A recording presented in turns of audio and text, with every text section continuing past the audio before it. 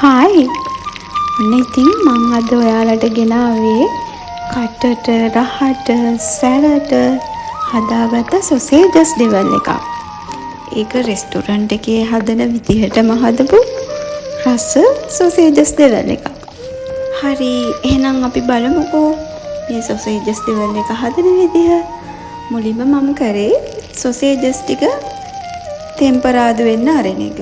ඊට පස්සේ සොසේජස් ටික තෙම්පරාදු වෙන අතරතුර ඒකට සුදු ලූණු, කරපිංච, මාළු මිරිස්, ලූණු, තක්කාලි, මම රහ වැඩි වෙන්න නයි මිරිස් පොඩ්ඩකුත් එකතු කරගත්තා.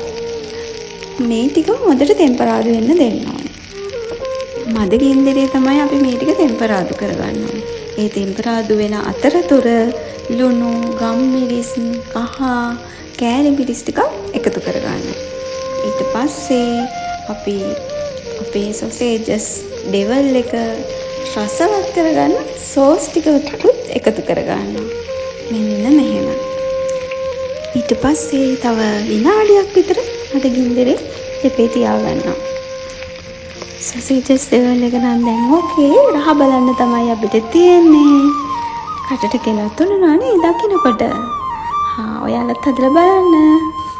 ආයෙත් අලුත් වීඩියෝ එකකින් හම්බෙමු. එහෙනම් මං ගිහින් එන්නම්. බයි.